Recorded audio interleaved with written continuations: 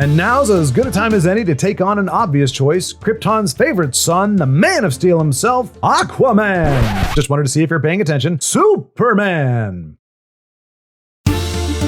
If Batman is a payday bar, almost completely nuts, all about the money and promising far more than it can deliver, Superman is a bowl of oatmeal. Plain, simple oatmeal. No butter, raisins, brown sugar, chopped fruits, or even lumps. Just a mass of tasteless oats saturated with water. He is boring on so many levels. First level, his powers. Here's a short list, far from exhaustive.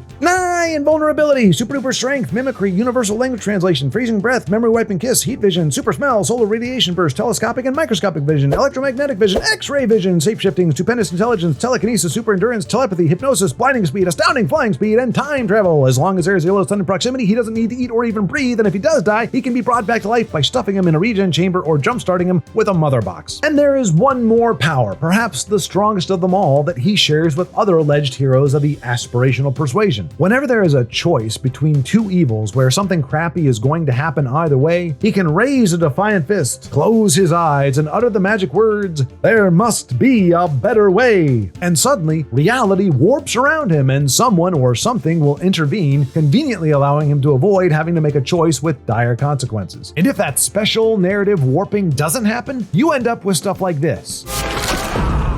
He has all the things. Virtually every uncovered orifice can do something special, and I'm not going to take that line of thinking any further. It's not just the vast cornucopia of powers themselves that's the issue. It's that they are proof of the writer's willingness to add random abilities to make him more interesting. Superman has gradually been turned into a spectacle, and spectacles are required to be increasingly spectacular to have any value. Once they plateau, the magic is gone, and you become Kryptonian oatmeal. Now, does that mean Superman is never challenged and never loses? Heavens no! Should he lose with those skill sets? No. The stories are messing with us, folks. He is randomly nerfed at any given moment in a transparent attempt to give the illusion of suspense and vulnerability. Anyone who could take out Superman, a hero who can fly over 20 times the speed of light, reverse time, and punch hard enough to rattle the multiverse, would have to be a cataclysmic level threat. Yet he is menaced by far, far less. And that brings us to the second level in which he is bland. He has weaknesses. In our lives, barring some kind of debilitating phobia, mostly of bats apparently, we don't really have weaknesses. We have limitations. We're always facing some kind of adversity that either kicks us to the curb or forces us to step up and take care of business, both of which make for compelling stories and allow characters to become stronger in a sense without gaining some kind of new abilities in the process. But if you create an overpowered character, you are forced to deploy weaknesses to rein him in.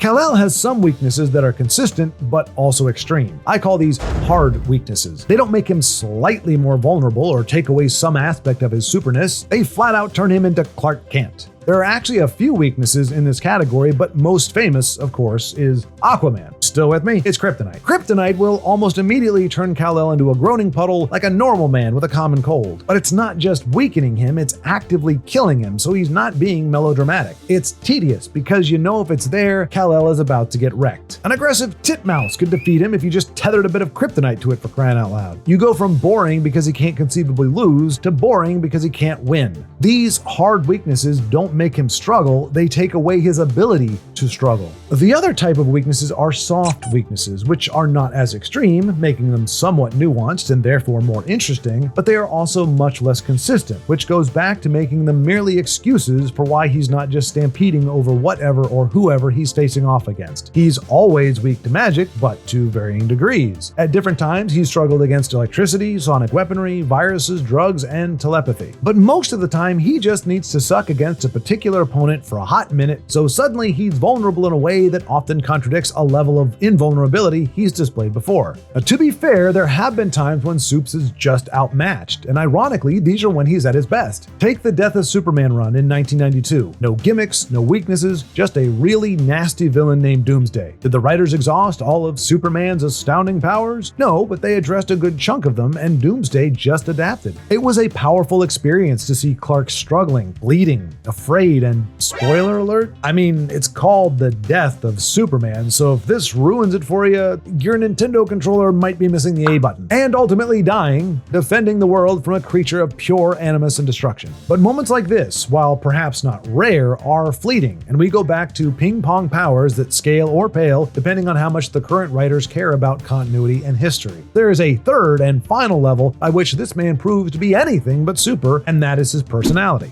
Look, I don't need an anti-hero or edgelord who snorts crack and kicks puppies because he's angsty, but I do want my heroes to have more flaws than just, well, gosh darn it, sometimes it's hard being a great guy on the days when you only want to be a good guy. He's the quintessential applicant in a hiring interview who says his greatest shortcoming is that he cares too much. Now, I know there are those who say, it's not his powers that make him interesting, but his character, his nobility, kind-heartedness, compassion, and sense of justice. So that's why I say poppycock and nonsense. You can find plenty of folks who have good hearts and help out as much as they can. But no one wants to read the tales of good guy, magnanimous man, or benevolent boy, armed with nothing but a saintly disposition and a goose-down pillow for dispensing tough love. And aside from his will they won't they with his main squeeze Lois, no one is particularly interested in Clark Kent, mild-mannered reporter, the good old Kansas Kryptonian. You want proof? Here.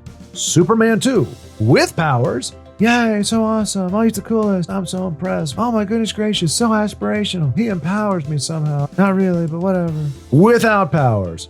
Oh, get off the stage. What a loser. I'm bored. This is so tedious. What a bland bowl of oatmeal. No lumps, just boring old oatmeal. He's still got the golly gee gosh goodness, compassion, and personality that apparently make him the cat's pajamas. Although I'd like to point out that in both these scenes, he's being a complete turd muffin, taking a metaphorical crap in those metaphorical pajamas. But all of that is meaningless and boring to watch if it isn't backed by something surreal to enable it. All the goodness in the world does jack diddly squat if all you can do is bleed. While it can certainly be argued that Kal-El is more than just his powers, it can also be argued that they are what drives the interest in him as a character, which, as we've already stated, is a problem when said powers reach critical mass and cease to be entertaining in and of themselves, in which case, you're just better off having him beat to death by a genetically engineered monstrosity. Does humanity need Superman? Yes. In the same way we need vitamins. And I'm not talking the fun Flintstone kind. I'm talking about the horse pill vitamins with the texture of 36 grit sandpaper that you try to swallow without them touching your tongue because they will leave a nasty taste in your mouth for like the next 12 days. He's a humanoid blob of benevolence with almost every power under the sun, powered by the sun, stuck to him. Sometimes those powers fall off, sometimes they don't work, but there's always room to add more. Instead of organic limitations, he has weaknesses that